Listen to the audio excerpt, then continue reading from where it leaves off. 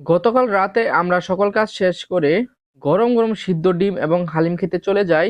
এদিন আবার সকালবেলায় সানু আবার বাড়িতে চলে যাবে, কিছুদিন নাকি সে ঘুরে আসবে।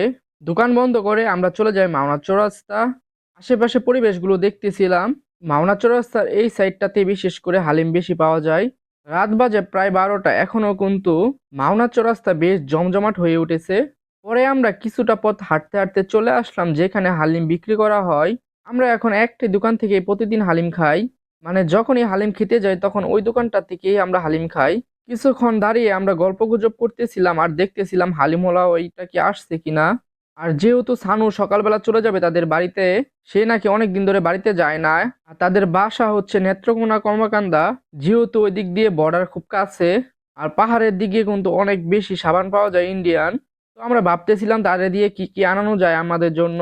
আমরা লাস্ট অনেকদিন আগে গেছিলাম কর্মকান্দা ঘুরতে, ওইখানে দেখে আসছিলাম অনেকগুলা চকলেট এবং সাবান, যা আমাদের ওই সময় আনা হয় নাই।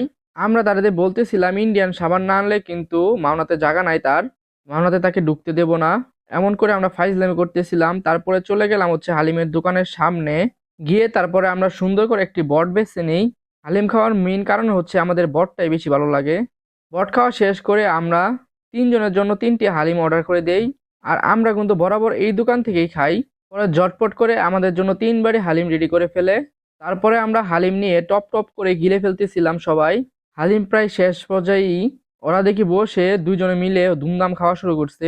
হালিম খাওয়া শেষ করে আমরা চলে আসলাম ডিমের দোকানে। এইখানে আয়সা লাগে গেছে আমাদের মধ্যে প্যাচ, কে কি করবে এটাই বুঝতে পারতেছিল না। প্যাচ বুঝে ঝামেলায় টিকতে না পেরে আমি বসে বললাম। অবশেষে আমরা মুরগির ডিমটা হাতে পেয়ে গেলাম। মুরগির ডিমের সাথে আমরা একটু মশলাটা মিক্স করে নিতেছিলাম। ডিমের সাথে এই মশলাটা কে কে খাইছেন অবশ্যই বলবেন। মিশিয়ে খাইলে কিন্তু খুব খারাপ লাগে না, খুব ভালোই লাগে।